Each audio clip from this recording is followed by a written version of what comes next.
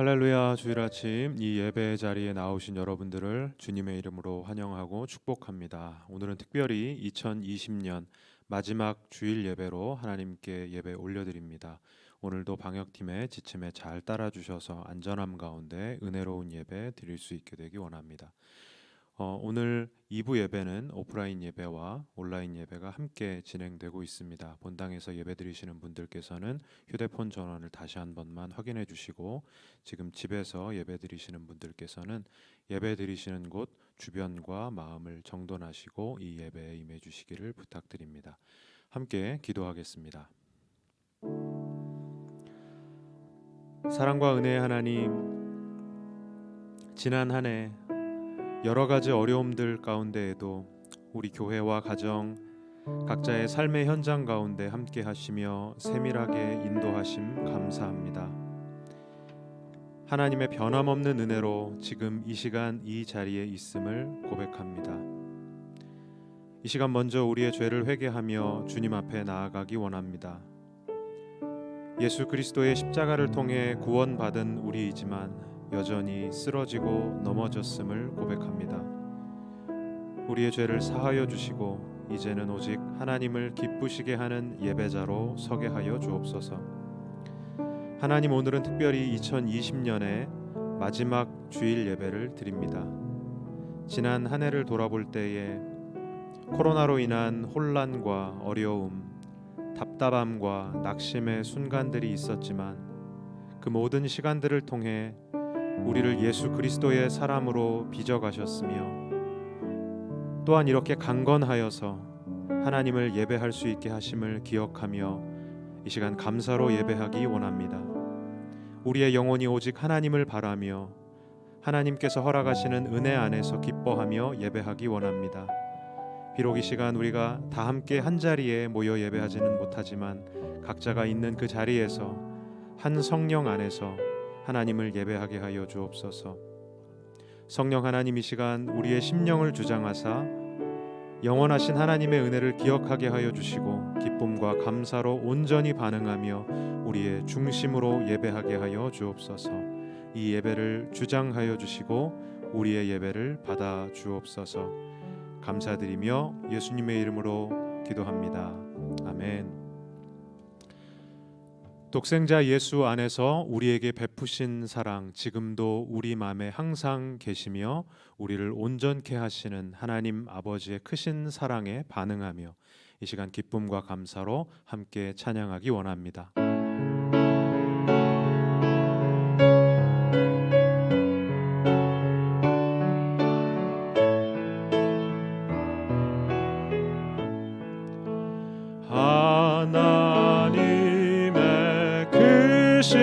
사랑 하늘에서 내리사 우리 맘에 항상 계셔 온전하게 하소서. 우리 주는 자비하사 사랑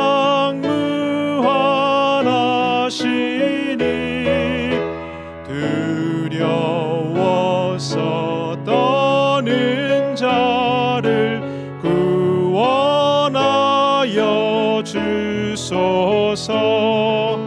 걱정 근심 많은 자를 성령 감화하시며 복과 은혜 사랑받아 평안하게 하소서. 처음과 끝이 되신 주님 항상 인도하셔서 마귀 유혹받는 것을 속히 끊게 하소서. 전능하신 아버지여 주의 능력 주시고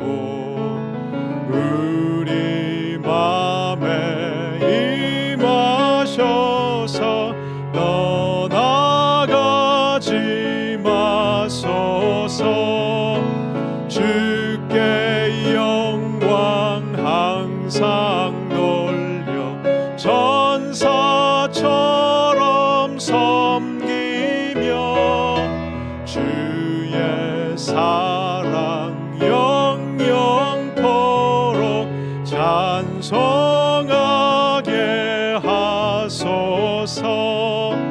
우리들이 거듭나서 흠이 없게 하시고 주의 크신 구원받아 온전하게 하소서. 영광에서 영광으로 천국까지 이르러 크신 사랑 감격하여 경배하게 크신 사랑 감격하여 경배하게 하소서.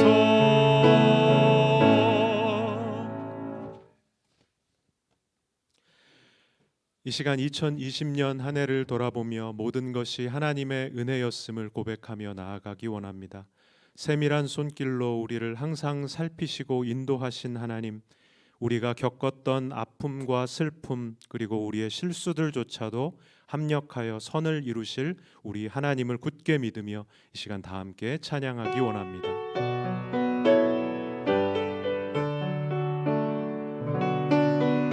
지금까지 지내온 것, 지금까지 지내온 것 주의 크신 은혜라. 한이 없는 주의 사랑 어찌 이루 말하랴. 자나깨나 주의 손이 항상 살펴주시고 모든 일을 주 안에서 형통하게 하시네. 몸도 맘도 연약하나 새 입마다 살았네. 물 붓듯이 부시는 주의 은혜 족하다. 사랑 없는 거리에 나 험한 산길에 맬 때 주의 손을 굳게 잡고 찬송하며 가리라. 주님 다시 뵈올 날이 날로 다가와. 무거운 짐 주께 맡겨 벗을 날도 멀지 않네. 나를 위해 예비하신 고향 집에 돌아가 아버지의 품 안에서 영원토록 살리. 아버지의 품 안에서 영원토록 살리라.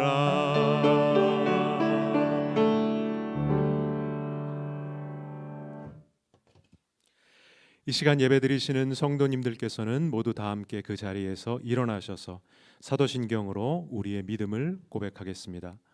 전능하사 천지를 만드신 하나님 아버지를 내가 믿사오며 그 외아들 우리 주 예수 그리스도를 믿사오니 이는 성령으로 잉태하사 동정녀 마리아에게 나시고 본디오 빌라도에게 고난을 받으사 십자가에 못 박혀 죽으시고 장사한 지 사흘 만에 죽은 자 가운데서 다시 살아나시며 하늘에 오르사 전능하신 하나님 우편에 앉아 계시다가 저리로서 산자와 죽은 자를 심판하러 오시리라.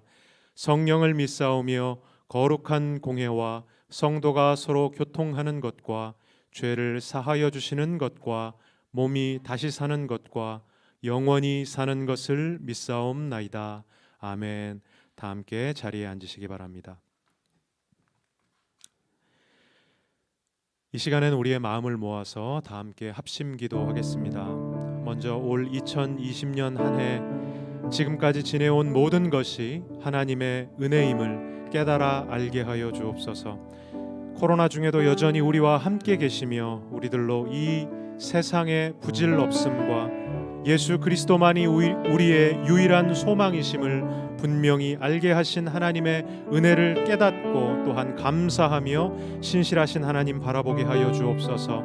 성령 안에서 언제나 우리와 함께 하시는 예수님과 동행하며 믿음으로 살게 하여 주옵소서. 또한 이 시간 예배합니다. 성령님, 우리의 모임 중에 임재하사 하나님의 한없는 은혜 앞에 감사로 온전히 하나님을 예배하게 하여 주옵소서. 이 예배를 통해 하나님만 홀로 영광 받아 주옵소서. 함께 기도하겠습니다.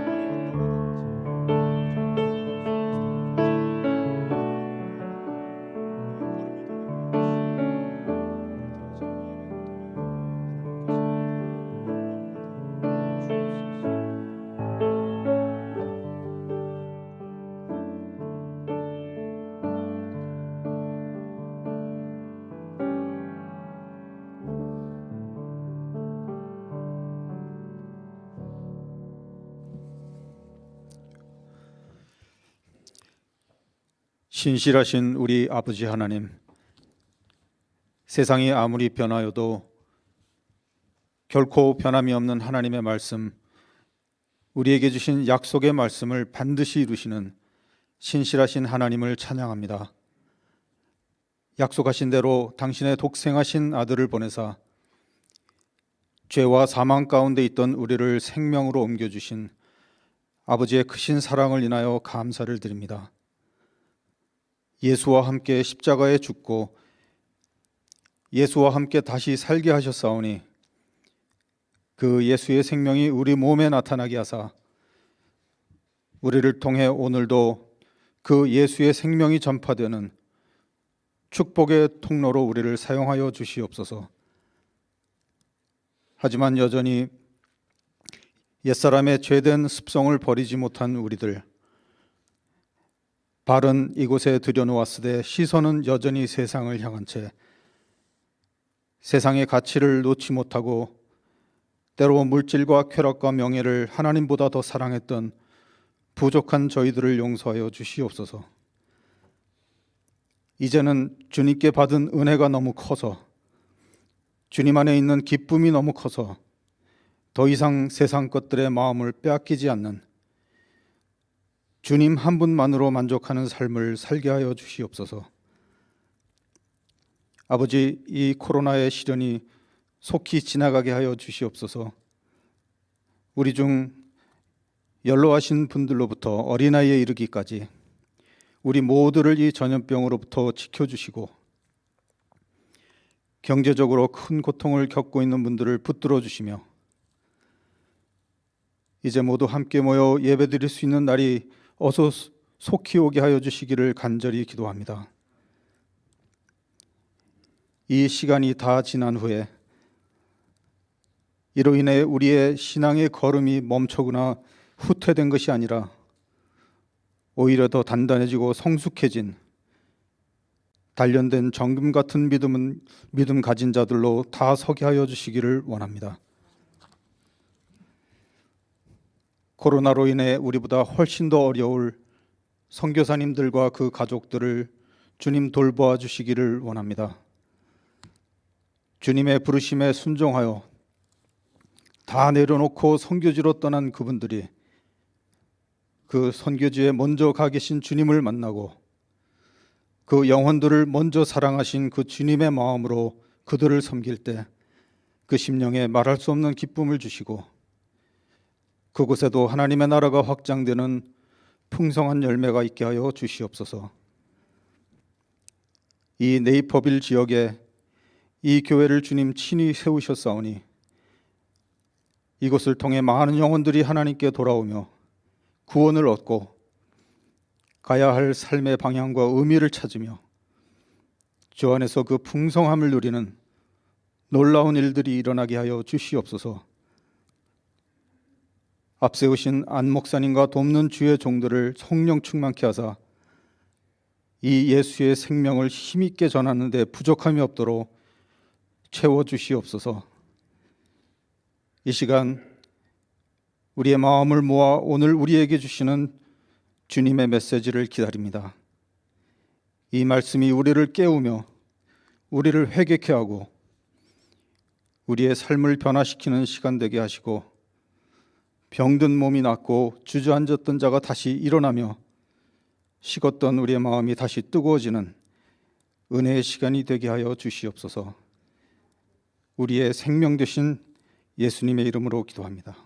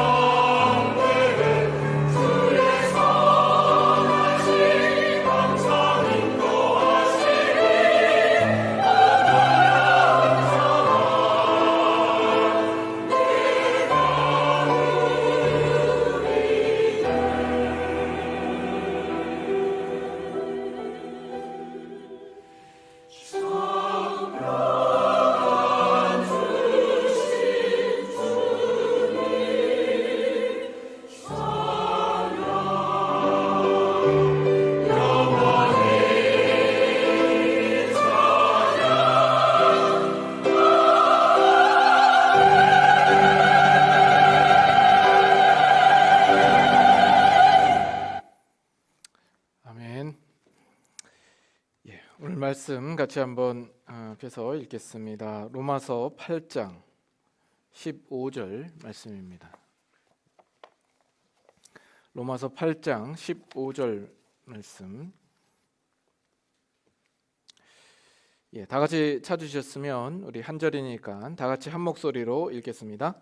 너희는 다시 무서워하는 종의 영을 받지 아니하고 양자의 영을 받았으므로 우리가 아빠 아버지라고 부르짖느니라. 아멘. 잠깐 기도합니다. 하나님, 올 한 해에 여러 가지 많은 일들이 있었지만 우리가 이제 이 마지막 주일에 또한 주님 앞에 나와 예배합니다. 그 많은 수많은 순간들과 사건들 속에서 하나님께서 우리를 지켜주시고 또 인도하여 주시고 또 보호하여 주신 줄 믿습니다.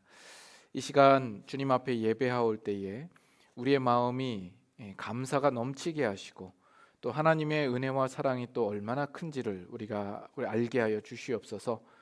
오늘 말씀을 전할 때에 부족한 종의 입술을 주장하여 주셔서 마땅히 전하여야 할 말씀 담대히 증거케 하시고 듣는 모든 이들의 심령 또한 주님께서 다스려 주시옵소서. 우리와 함께 하시는 줄 믿사옵고 예수님의 이름으로 기도드리옵나이다. 아멘.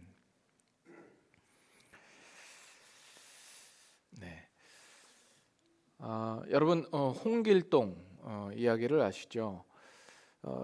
오래전에 이런 코미디가 있었습니다.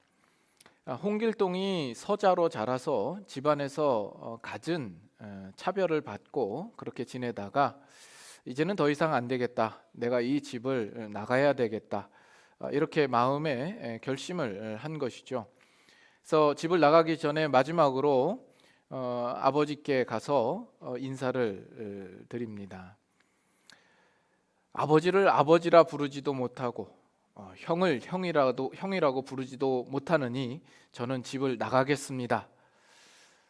그러니까 그 아버지가 이 홍길동의 처지를 딱하게 여겨서 이제부터 너에게 호부호영을 허락하노라. 그러자 홍길동이 아버지를 아버지라 부르지도 못하고 형을 형이라고 부르지도 못하는데 호부호영이 무슨 소용이 있습니까? 아니, 내가 너한테 호부호영을 허락한데도 아버지를 아버지라 부르지도 못하고 형을 형이라고 부르지도 못하는데 호부호영이 무슨 필요가 있겠습니까? 저는 집을 나가겠습니다. 그리고서 뒤돌아서 나가면서 홍길동이 머리를 끄적이며 호부호영이 뭐지? 이러는 거죠. 엊그제 이런 글의 밑에 이런 댓글이 달렸습니다. 어떤 한 아버지의 억울함이 기록되어 있습니다.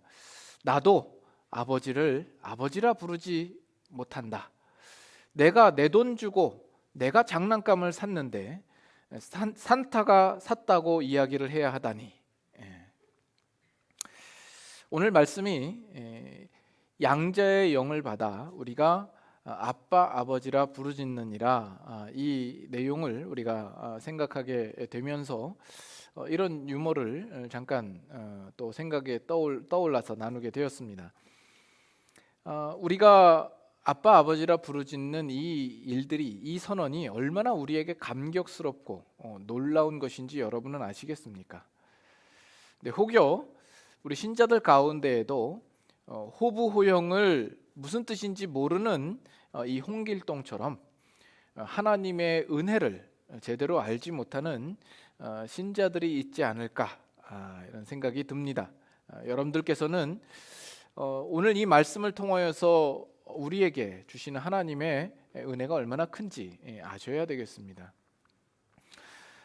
이 연말을 들어서면서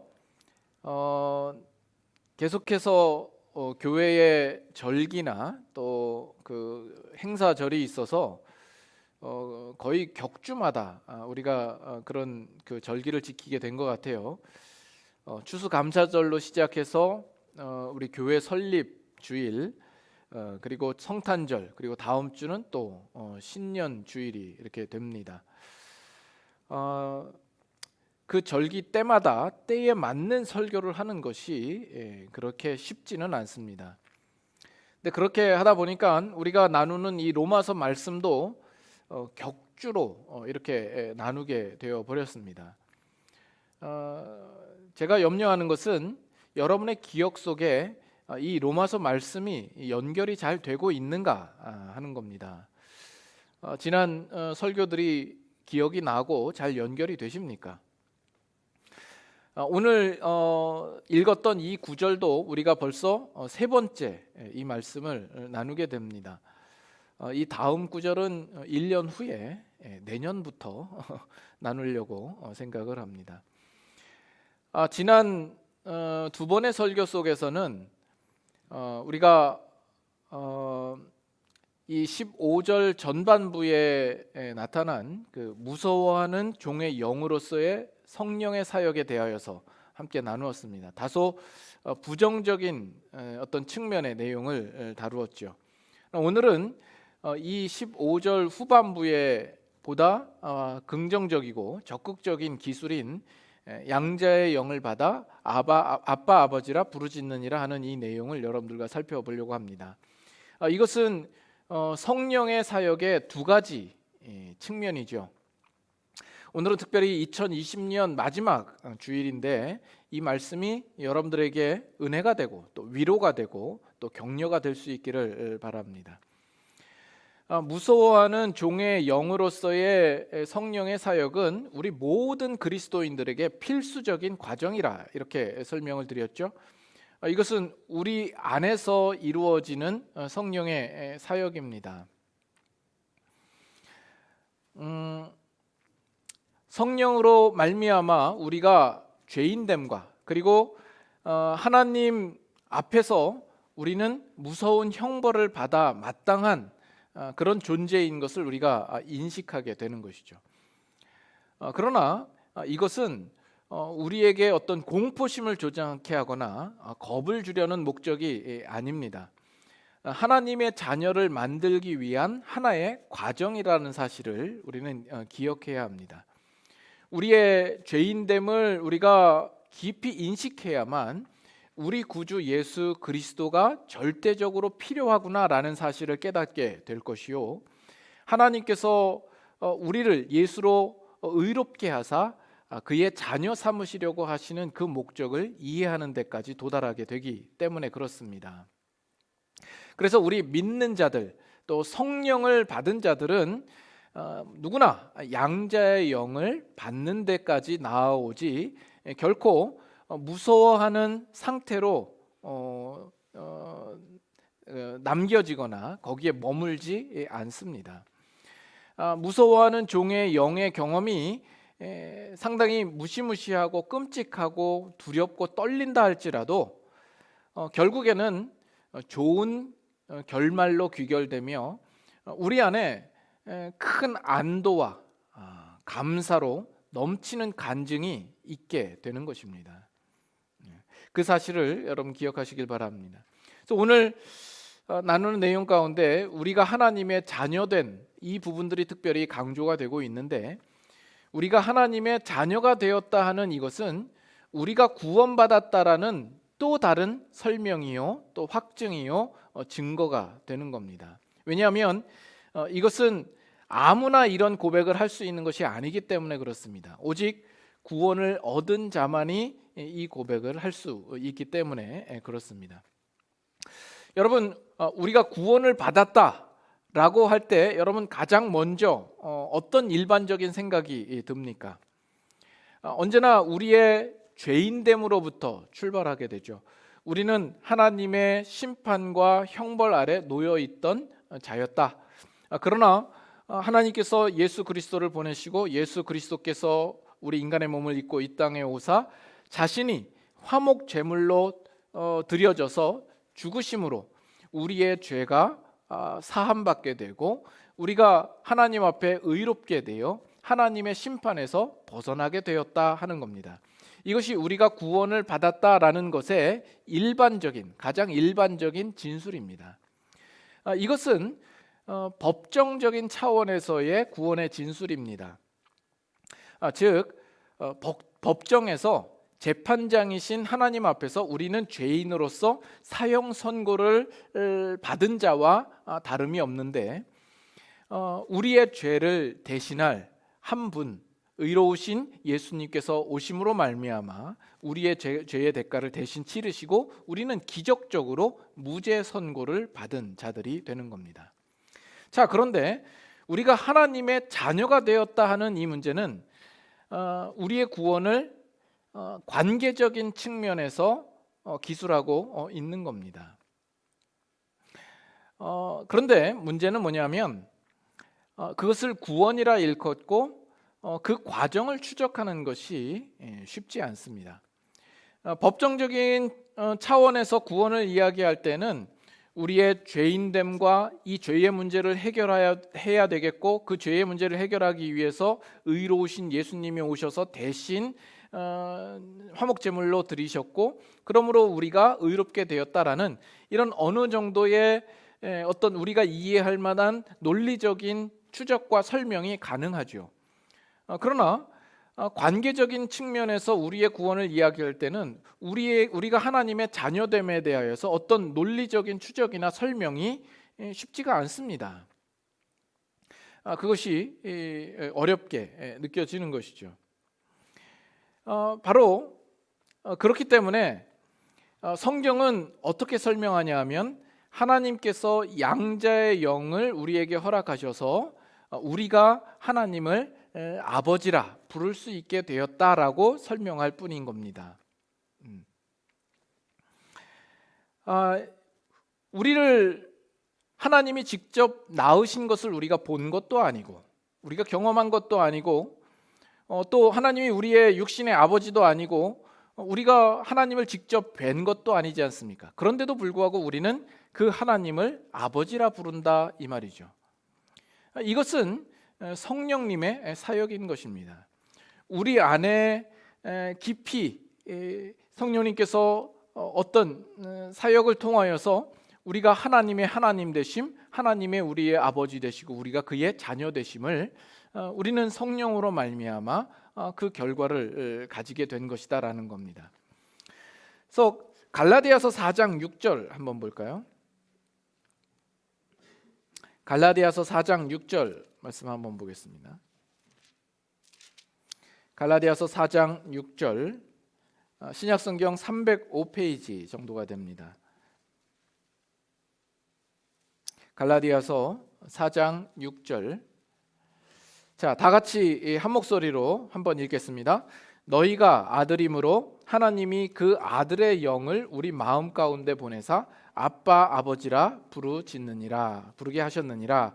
여기도 보면 아들과 함께 아들의 영을 같이 언급하고 있고, 아빠 아버지라 부르게 하셨다라는 내용이 나오죠.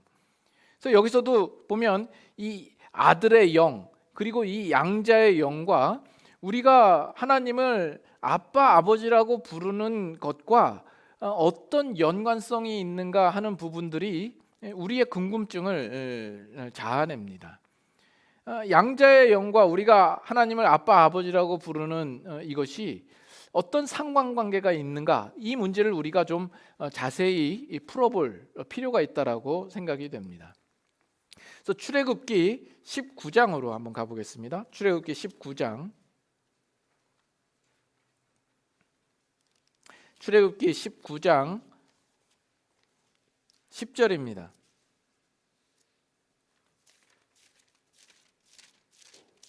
출애굽기 19장 10절에서 13절. 자, 10절에서 13절 어떤 내용이 있는지 제가 읽을 테니까 여러분 한번 잘 들어보십시오. 여호와께서 모세에게 이르시되 너는 백성에게로 가서 오늘과 내일 그들을 성결하게 하며 그들에게 옷을 빨게 하고 준비하게 하여 셋째 날을 기다리게 하라. 이는 셋째 날에 나 여호와가 온 백성의 목전에서 시내산에 강림할 것임이니 너는 백성을 위하여 주위에 경계를 정하고 이르기를 너희는 삼가 산에 오르거나 그 경계를 침범하지 말지니 산을 침범하는 자는 반드시 죽임을 당할 것이라. 그런 자에게는 손을 대지 말고 돌로 쳐 죽이거나 화살로 쏘아 죽여야 하리니 짐승이나 사람을 막론하고 살아남지 못하리라 하고 나팔을 길게 불거든 산 앞에 이를 것이니라 하라. 16절 다 같이 한번 읽겠습니다.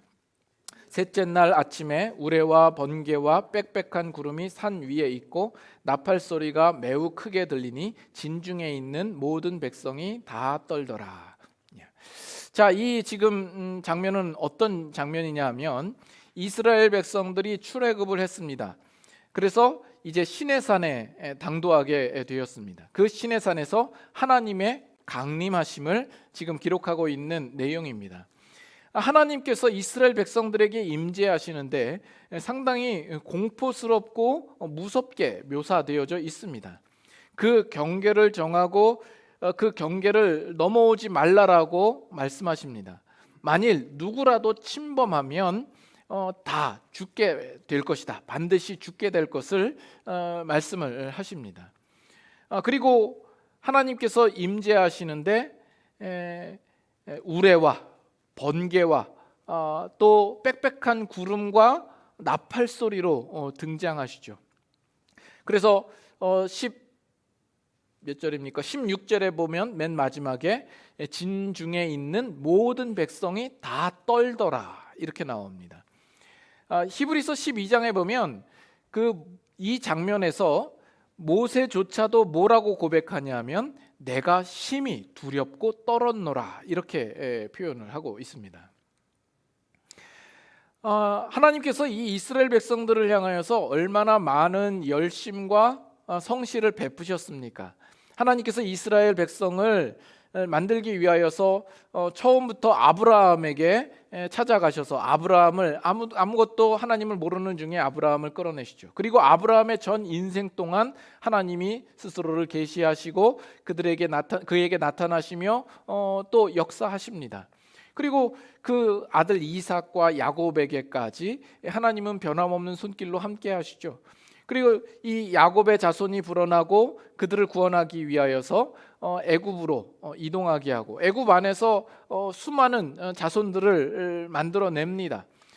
이 이스라엘 백성들이 애굽 땅에서 고난을 당하고 또 시련을 당하자 하나님께서 직접 찾아가셔서 그들을 구원해내시죠. 그 구원하는 과정을 보면 얼마나 크신 기적과 능력과 권세를 동원하셔서 이스라엘 백성들을 구원하십니까? 아마 이 구약 전 역사 속에서 가장 크고 장엄한 하나님의 기적과 능력을 경험했던 사람들을 뽑으라고 한다면 바로 이 출애굽한 이스라엘 백성들이 아닐까 생각을 합니다. 그래서 출애굽기 19장 그 앞에 있는 3, 4절을 보더라도 하나님이 뭐라고 그러냐면 내가 너희를 독수리의 날개에 업어서 인도하였다 말씀하시고 나의 소유된 백성이다 이렇게 말씀합니다. 그런데 그럼에도 불구하고 이 이스라엘 백성들은 하나님을 아버지라 부르지 못합니다. 그들에게 하나님은 여전히 두려운 하나님입니다. 그리고 하나님도 이스라엘 백성들을 향하여서 접근하지 못하도록 명하십니다. 왜냐하면 이스라엘 백성들 안에 아직까지도 해결되지 못하는 죄의 문제가 남아있기 때문이죠. 그래서 지금 이것은 이스라엘 백성들 그리고 구약에 있는 모든 성도들이 가지고 있는 한계입니다. 그런데 신약으로 넘어오면 신약을 살고 있는 우리 성도들에 대하여서는 성경은 너무나도 자주 하나님의 자녀됨을 우리에게 말씀하고 있습니다. 그러면 우리는 어떻게 하나님의 자녀가 된 것입니까? 우리를 하나님의 자녀되게 하는 결정적인 근거는 무엇입니까? 그 결정적인 사건은 무엇입니까? 바로 예수 그리스도께서 우리 육신의 몸을 입고 이 땅에 찾아오신 그 사건이겠죠. 그 예수님께서 우리와 신비적인 연합을 이루어 가십니다. 우리와 자신을 묶으셔서 예수님께서 십자가에 죽으심으로 우리도 함께 죽고 예수님께서 십자가에서 죽으심에서 살아나실 때에 우리도 함께 새 생명을 가지고 살아나고 우리 안에 그리스도의 영을 허락하여 주신 것이죠.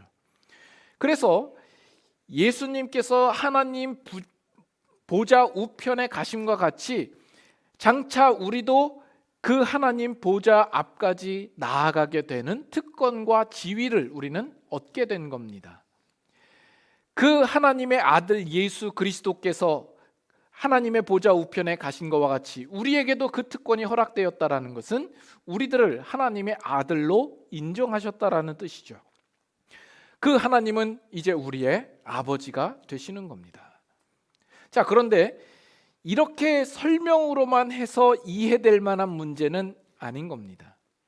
아직까지 이 양자의 영을 우리가 받음으로 아빠, 아버지라고 부르짖게 되는 이 상관관계에 대하여서 여전히 의문이 남아있고, 이 부분에 대하여 보다 실제적이고 어떤 명쾌한 답이 우리에게 요구됩니다. 이런 겁니다. 실제로 여러분들 중에는 이 땅을 살면서 이런 상황과 이런 경험을 해보시는 분이 많이 없을 겁니다. 그런데 다행스럽게도 여러분들이 즐겨보시는 드라마나 아니면 영화 속에서 이런 비슷한 상황들이 있어서 여러분들은 간접적으로나마 그것을 이해할 수 있는 그런 유익이 있습니다. 어떤 것이냐면 고아로 자란 아이가 어느 한 가정에 입양이 되는 경우가 있습니다. 또 부부 중에 한 사람이 사별을 하게 되어서 이제 그 아이들 때문에라도 다시 재혼을 하게 되는 경우가 있죠. 그러면 이제 호적상으로 이름을 올려서 그 아이들은 그 부모와 자녀의 관계가 되죠. 부자 관계가 되고 모자 관계가 됩니다. 그러면 그 문제가 모두 끝나는 것입니까? 그렇지 않죠. 그것보다 어렵고 중요한 문제가 남아 있습니다. 그 아이들에게 있어서는 그 부모를 아빠라, 엄마라 부르는 것이 쉽지가 않죠. 입이 떨어지지가 않는 겁니다. 마음으로 인정되고 또 받아들여지지가 않는 거죠. 그저 아저씨일 뿐이고 아줌마일 뿐인 겁니다. 이것이 시간이 걸리는 문제이기도 하지만 시간이 아무리 많이 주어진다 할지라도 평생 동안 실제로 부르지 못하는 경우들도 많이 있습니다. 자, 그러나 그 아이와 새엄마, 새아빠와 같이 살면서 여러 가지 사건들과 과정을 통하여서 이분이 정말 나를 이토록 끔찍하게 사랑하시는구나, 무슨 일이 있어도 나의 편을 드는구나 라는 것을 확인하고 깨닫게 될 때에 그 아이의 마음이 움직여지며 비로소 그 마음에 깊이 항복하는 마음으로 아빠, 엄마 이렇게 부르기 시작하는 때가 있는 것이죠. 지금 우리가 이 이야기를 하고 있는 겁니다. 우리가 어떻게 하나님을 아빠, 아버지로 부를 수 있게 되었는가? 이것은 어떤 법적이고 외적이고 객관적이고 어떤 논리적인 설명으로 될 수 있는 것이 아니다라는 겁니다. 우리가 머리로 이해해서 되는 것이 아니라 그 이상으로 우리가 하나님의 자녀된 어떤 내적인 변화를 입어야 가능한 것이다라는 겁니다. 바로 이것이 성령님께서 행하시는 겁니다. 그 성령의 사역으로 말미암아 비로소 우리는 우리의 마음 가운데 깊이 인정하며 항복하는 마음으로 아빠, 아버지라 부를 수 있게 되는 겁니다. 그렇게 부를 수 있게 된 데에는 하나님이 우리를 그의 자녀로 삼으시는 데 있어서 단지 힘과 능력으로만 행한 것이 아니기 때문에 그렇습니다. 지혜로 하신 것도 아니요, 우리를 향하여서 그의 온갖 사랑과 감정과 관심을 쏟아내신 것이죠. 그 결정적인 사건이 하나님께서 그 독생자 아들을 우리를 위하여서 기꺼이 내어주신 것입니다. 그 십자가에 죽으시는 자리까지 아끼지 아니하시고 우리를 내어주신 것이죠. 그 일에 대하여서 성령님께서 우리 안에 역사하시사 하나님께서 행하신 이 믿을 수 없는 놀라운 사랑과 희생의 행위들이 바로 나를 위하여서 하나님께서 행하신 것이구나라는 것을 깨닫게 하시는 겁니다. 그러자 그것을 안 우리는 그 하나님을 우리의 마음속 깊이 인정하며 항복하며 아빠, 아버지라 부를 수 있게 된 것이다라는 겁니다. 이해가 되십니까? 여기 아빠, 아버지라 이렇게 표현이 되어 있는데 개역 성경에는 뭐라고 표현되어 있는지 아시죠? 뭐라고 표현되어 있죠? 개역 성경, 이 개역 개정 전에 아바, 아버지라 이렇게 표현이 되어 있습니다. 거기서 아바라는 것은 그 아람어입니다. 아람어로 아빠를 친근하게 부를 때의 아바라는 표현인데 개역 개정에서는 순 한글로 아빠 이렇게 번역이 된 것이죠. 더 옳게 번역이 된 겁니다. 그래서 아버지를 찾아갈 때 아버님 기체구 일양만강 하옵시고 별내 무양하시며 옥체만한 하시옵니까? 이렇게 격식을 차려서 묻는 게 아니라 아빠 이렇게 정말 가장 친근하고 가까운 그런 아빠를 부르듯이 아빠를 부를 수 있다라는 겁니다. 데디, 파파 이렇게 부르듯이 말이죠. 그리고 아빠, 아버지라 부르짖느니라 여기 부르짖는다라는 표현을 썼는데 이것은 상당히 강한 표현입니다. 이것은 사도 바울이 상당히 의도적으로 선택한 단어라고 보여집니다. 우리가 누군가를 두려워하거나 잘못했을 때 기어 들어가는 목소리로 조심스럽게 부르기 마련이죠. 그러나 우리가 부르짖을 수 있다라는 겁니다. 아빠! 당돌하고 담대하게 부를 수 있다라는 겁니다. 그래서 우리 하나님 아버지를 우리가 그렇게 부를 수 있다라는 거예요.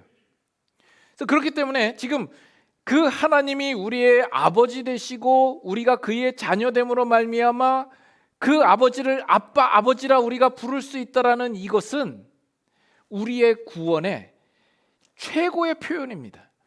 가장 감격스러운 표현인 겁니다. 그렇습니까? 놀라운 겁니다. 그런데 거기에다 덧붙여서 우리에게 주시는 또 한 가지 더 그 축복된 관계가 있습니다. 히브리서 2장 한번 볼까요? 히브리서 2장 11절입니다.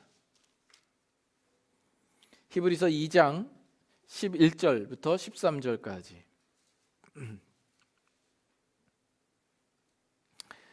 자, 히브리서 2장 11절 354페이지 정도 됩니다. 11절만 우리 같이 읽고 12, 13절은 제가 읽도록 하죠. 11절 다 같이 읽겠습니다. 거룩하게 하시는 이와 거룩하게 함을 입은 자들이 다 한 근원에서 난지라. 그러므로 형제라 부르기를 부끄러워하지 아니하시고 이르시되 내가 주의 이름을 내 형제들에게 선포하고 내가 주를 교회 중에서 찬송하리라 하셨으며 또 다시 내가 그를 의지하리라 하시고 또 다시 볼지어다 나와 및 하나님께서 내게 주신 자녀라 하셨으니. 자, 여기 보면 거룩하게 하시는 이는 누구를 가리켜서 말씀할까요?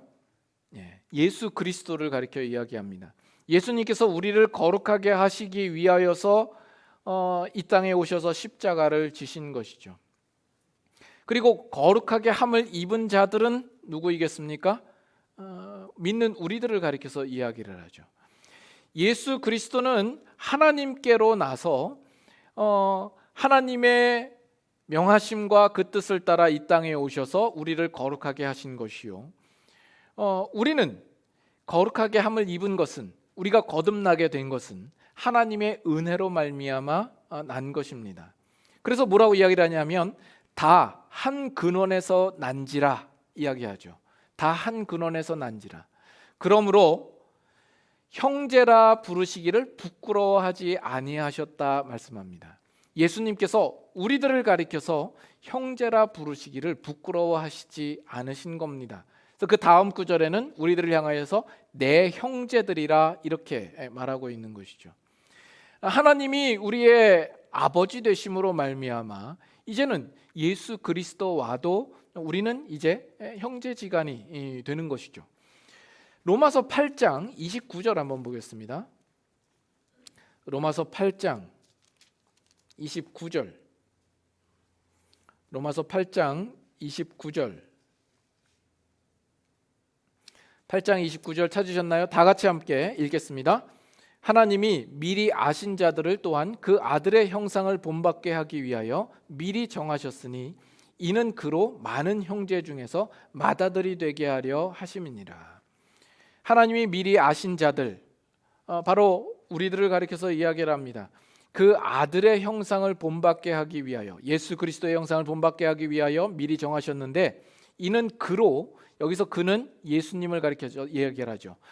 예수님으로 많은 형제 중에서 맏아들이 되게 하려 하신다 이야기합니다. 예수님은 하나님의 독생자이죠.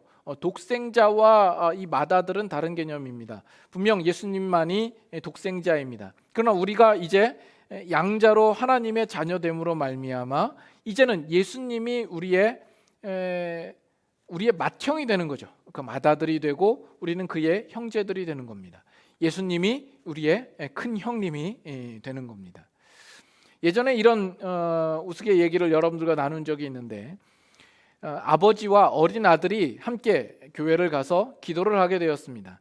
아버지가 하나님 아버지 이렇게 얘기를 하니까 옆에 있던 아들이 하나님 할아버지 이렇게 부른 거예요. 그것을 듣다가 아버지가 얘야, 하나님을 부를 때에는 아버지라고 부르는 법이란다. 그랬더니 이 어린 아들이 아니 아버지한테도 아버지인데 저한테도 아버지예요? 그러니까 아버지가 얘야 그렇단다. 하나님께 기도할 때는 아버지라고 부르는 거란다. 알았니? 그랬더니 이 어린아이가 멀뚱멀뚱 아버지만 쳐다봐요. 그래서 아빠가 야, 왜 말이 없어? 알았어? 그랬더니 어린아이가 하는 말이 알았어 형. 이런 셈이죠. 그죠? 하나님께서 우리의 아버지 되시고 또 예수 그리스도에게도 하나님을 아버지라고 부르시니 우리는 예수 그리스도와 형제지간이 되는 겁니다. 그래서 우리가 하나님을 아버지라 부르고 예수 그리스도와 형제로 인정받고 대우받는 이것이 얼마나 놀라운 일입니까? 우리의 구원이 이렇게 감격스러운 것입니다. 그리고 이것은 양자의 영이신 성령님께서 우리 안에서 역사하사 우리가 누릴 수 있게 된 관계인 것입니다. 이것은 하나님의 사랑으로 말미암아 나타난 결과인 것이죠. 요한 1서 4장 보겠습니다. 요한 1서 4장.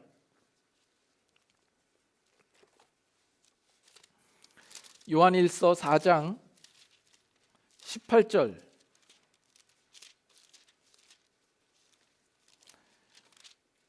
요한 1서 4장 18절 19절 말씀. 요한 1서 4장 18절 우리가 잘 아는 말씀인데 다 같이 함께 읽겠습니다. 사랑 안에 두려움이 없고 온전한 사랑이 두려움을 내어쫓나니 두려움에는 형벌이 있음이라. 두려워하는 자는 사랑 안에서 온전히 이루지 못하였느니라. 그리고 다음 구절은 우리가 사랑하면 그가 먼저 우리를 사랑하셨음이라 이렇게 말하고 있습니다. 사랑 안에는 두려움이 없다고 합니다. 그리고 온전한 사랑이 두려움을 내어쫓는다라고 이야기를 합니다. 구약의 이스라엘 백성들은 하나님으로부터 크신 간섭과 도우심과 인도하심을 받았습니다. 그들은 그 누구보다 하나님의 기적과 그 능력을 체험하였습니다. 그러나 구약의 이스라엘 백성들은 하나님께서 자기 아들 예수 그리스도를 이 땅에 보내시어서 그 아들을 내어주시는 이 일들에 대하여서 알지 못하고 보지 못하고 경험하지 못했던 것입니다. 그래서 그들은 여전히 하나님은 두려운 하나님이었습니다. 그러나 우리들은 그 예수 그리스도로 말미암아 하나님의 사랑이 어떠한지를 우리는 깨닫고 확증받고 경험한 자들입니다. 그 하나님의 사랑이 우리 안에 있는 모든 두려움을 내어 쫓게 되는 것이죠. 그래서 우리에게 있는 하나님은 더 이상 공포스러운 하나님이 아니신 겁니다. 그 하나님은 우리를 사랑하시는 우리의 아버지 되시며 우리는 그의 사랑하심을 받는 그의 자녀들이 되는 겁니다. 그래서 우리는 그 하나님을 아빠, 아버지라 부르게 되는 것이죠. 이 얼마나 놀랍고 감격스러운 선언입니까? 한 가지 더 우리가 기억해야 할 것은 우리가 하나님을 아빠, 아버지라고 부르고 그 관계 속에 들어가게 된 것으로 이제는 모든 것이 끝나버렸다라고 생각하시면 안 됩니다. 하나님께서 그렇게 우리와의 관계를 형성하시고 아빠, 아버지라 부를 수 있도록 그 은혜를 허락하여 주신 데에는 어떤 목적하심과 의도하심이 있는지를 우리는 알아야 하겠죠. 좀 전에 보았던 로마서 8장에서 뭐라고 이야기를 하죠? 우리를 부르심은 뭘 하기 위해서? 그 아들의 형상을 본받게 하기 위하여서. 그 아들 예수 그리스도를 본받게 하도록 하기 위하여서다라고 이야기를 합니다. 그래서 우리가 기독교 신앙의 내용과 핵심을 이야기를 할 때 우리는 많은 경우 능력 일변도로 그 초점을 맞춰서 나아가는 경우가 많습니다. 내가 얼마나 크냐, 내가 얼마나 많은 일을 했느냐, 내가 얼마나 많이 가졌느냐. 그러나 그것이 아니라 우리가 그 아들의 형상 예수 그리스도를 얼마나 닮아 있느냐의 싸움을 해야 되는 겁니다. 이것이 우리의 신앙생활의 목표요, 초점이요, 집중해서 가져야 할 싸움인 겁니다. 그리스도의 장성한 분량에 충만한 데까지 이르는 것입니다. 예수 그리스도의 성품과 인격을 닮아가고 그가 가신 길을 뒤따르며 그 십자가를 함께 지며 하나님의 뜻에 함께 순종하는 삶을 사는 것입니다. 이것이 우리를 불러서 자녀 삼으시고 아빠, 아버지라 부를 수 있도록 하신 하나님의 목적하심과 또 의도가 되는 겁니다. 2020년 우리 모두에게 참 힘들고 어려웠던 한 해 아니었습니까? 온 세계가 뒤집어지고 난리와 많은 혼란을 겪습니다. 그래서 이 세상에서도 수많은 어떤 환경의 변화, 많은 경제적인 변화, 많은 변화가 있었습니다. 그러나 그 많은 변화 속에서도 결코 변치 않을 한 가지 분명한 사실이 있는데, 우리 하나님께서 우리를 사랑하시는 우리의 아버지 되심과 우리가 그 하나님의 사랑하심을 받는 그의 자녀가 된다라는 이 사실입니다. 이것이 얼마나 우리에게 든든한 것입니까? 우리 안에 무엇이 염려가 되며 무엇이 걱정이 됩니까? 이 믿음과 이 고백 위에 서실 수 있는 여러분들 될 수 있기를 바랍니다. 그리고 이제 우리가 2021년 새해를 맞이하면서는 우리가 그 이전보다 더욱 그 아들의 형상을 본받는 이 일에, 그리스도를 닮아가고 그리스도를 뒤따르는 이 일에 더욱 힘써 적극적으로 실천하는 저와 여러분, 우리 모든 교회가 될 수 있기를 바랍니다. 기도하겠습니다. 사랑의 하나님 아버지, 감사합니다. 우리는 죄인이요 하나님의 심판과 형벌 아래 놓일 수밖에 없었던 자였는데, 하나님께서 먼저 우리를 찾아주시고 긍휼히 여겨주시고 심지어 그 아들까지 우리에게 허락하여 주심으로 우리의 죄를 사하실 뿐 아니라 우리를 하나님과 더할 나위 없는, 끊을 수 없는 놀라운 사랑의 관계로 우리를 묶어주심을 인하여서 감사를 드립니다. 우리 안에 양자의 영을 허락하여 주셔서 우리의 마음을 감동시키시고 하나님의 크신 사랑을 경험하게 하사 우리의 입술로 하나님을 아빠, 아버지라 부를 수 있게 하여 주신 그 놀라운 감격스러운 은혜를 우리가 다시 한번 상고합니다. 하나님, 우리가 이 땅을 살아가는 동안에 많은 어려움과 시련들이 있을지 모르나 우리가 오늘 주신 이 말씀을 우리의 마음속에 새기고 우리가 하나님을 아빠, 아버지라 부를 때마다 우리의 마음이 다시 감격스러워지며 감사하며 또 하나님의 사랑을 받는 그 인생을 살아가는 자로서 우리가 염려하지 아니하고 우리가 담대히 행할 수 있는 모든 믿음의 백성들 다 될 수 있도록 주님 축복하여 주시옵소서. 지난 한 해 동안에도 우리 안에 많은 일들이 있습니다. 지금도 어렵고 또 고통스러운 나날들을 보내는 이들도 있을 겁니다. 그러나 우리 안에 이미 성령을 허락하여 주시고 하나님이 우리의 아버지 되신, 그리고 우리는 그의 사랑하심을 입은 자녀 되신 이 사실을 우리가 분명히 깨닫고 그 믿음 안에서 우리가 낙심치 아니하며 절망치 아니하며 다시금 새 소망 가운데 주님을 향하여서 기대하는 마음으로 나아갈 수 있는 우리 모두가 되게 하여 주시옵소서.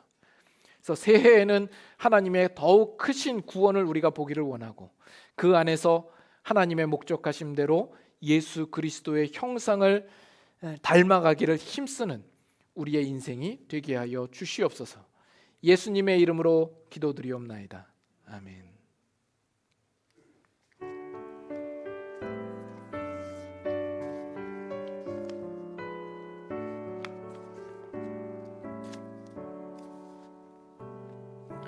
내게 있는 모든 것을 아낌없이 드리네. 사랑하고 의지하며 주만 따라 살리라. 주께 드리네. 주께 드리네. 사랑하는 구주 앞에 모두 드리네.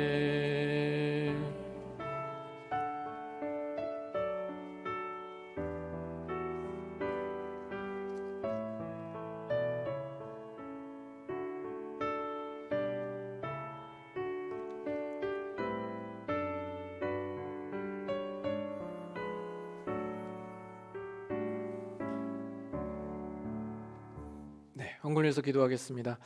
하나님 아버지, 이 시간도 저희들 주님 앞에 예배로 나아오면서 또 하나님 앞에 우리의 작은 정성으로 예물을 준비하여 드립니다. 우리를 하나님의 크고 놀라우신 사랑의 손길로 구원하여 주신 그 은혜와 또 우리의 살아가는 모든 일상의 삶 속에서 또 지난 한 해의 모든 순간순간마다 우리와 함께 하시며 공급하여 주시며 인도하여 주신 은혜에 감사하여 주님 앞에 감사의 예물을 드립니다. 그 드리는 손길들, 그 가정들, 그 상황들 주님께서 아시오니 주님께서 헤아려 주시고 그 필요대로 넉넉하게 채워 주시옵기를 간절히 구합니다. 그러나 이 세상을 살아갈 동안에 우리가 하나님의 자녀되고 하나님을 아빠 아버지라 부르짖을 수 있는 이 놀라운 특권과 그 은혜와 지위를 날마다 생각하며 그 마음에 감사를 잃지 아니하도록 주님께서 붙잡아 주시옵소서. 이 물질이 쓰여지는 곳곳마다 하나님의 나라와 그리스도의 복음을 위하여 온전히 쓰여질 수 있도록 주님께서 간섭하여 주시옵기를 간절히 바라고 예수님의 이름으로 기도드리옵나이다.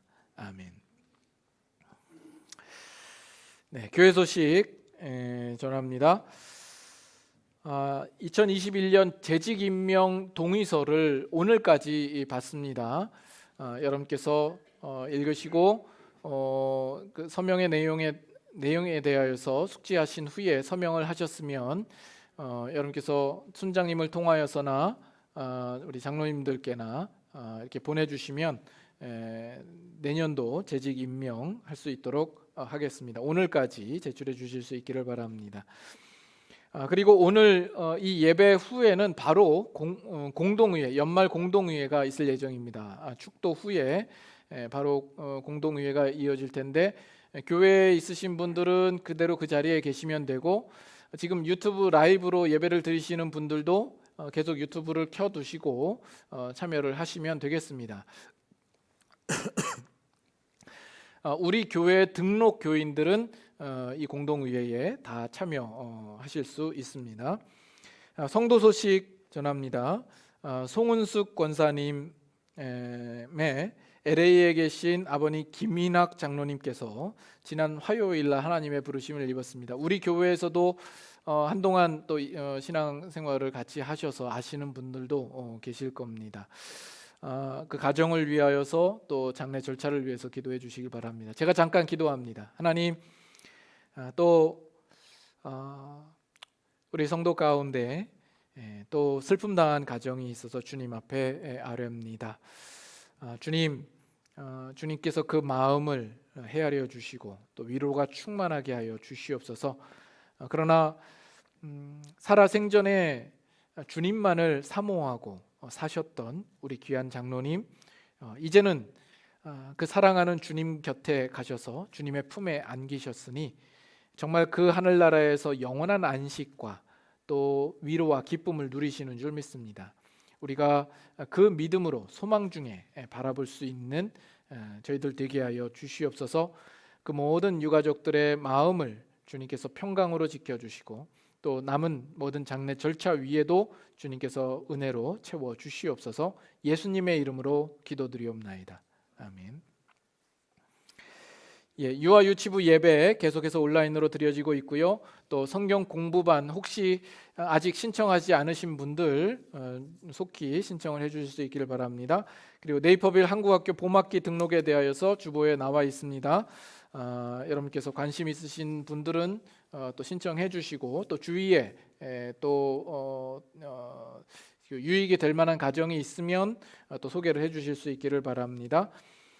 그리고 오늘 이 성탄절 추리를 정리해야 된다고 하니까 예배 후에 또 공동의회 후에 시간 되시는 분들은 남아서 같이 또 도와주시면 감사하겠습니다. 다른 광고 없으시면 우리 다 같이 자리에서 일어나셔서 찬송가 40장 우리 1절 마지막 절 부르신 후에 축도로 예배를 마치도록 하겠습니다.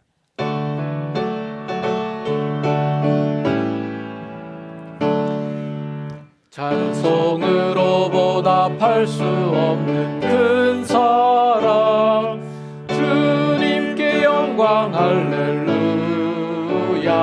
형제 자매 모두 함께 모여 찬송해. 주님께 영광 할렐루야. 하나님의 자녀요 크게 찬송 부르며 오고 거룩한 길로 기쁨으로 나아가 주의 보좌 앞으로 속히 들어가겠네.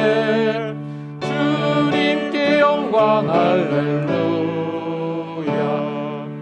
만국 백성 천국에서 소리 높여서 주님께 영광 할렐루야. 영원토록 주의 공로 찬양하겠네. 주님께 영광 할렐루야. 하나님의 자녀여 크게 찬송. 맑고 거룩한 길로 기쁨으로 나아가 주의 보좌 앞으로 속히 들어가겠네. 주님께 영광 할렐루야.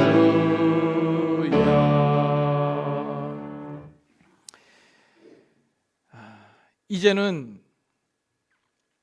우리 구주 예수 그리스도의 은혜와 우리의 아빠 아버지 되신 하나님의 극진하신 사랑하심과 양자의 영으로서 우리 안에서 역사하시는 성령님의 감화 감동하심이 이 시간 우리가 하나님을 대할 때에 두렵과 공포로 대하는 것이 아니라 친근한 아버지로서 아빠라 부르며 그 관계가 주는 놀라운 축복을 누리며 더 나아가 예수 그리스도의 형상을 닮아가기로 소망하고 다짐하는 이 자리에 모여 있는 또 각 처소에서 예배드리는 모든 성도들의 심령과 머리들 위에, 그들의 삶과 일터 위에, 또 우리 교회 위에 이제부터 영원토록 함께 하시기를 주님의 이름으로 축원드리옵나이다. 아멘.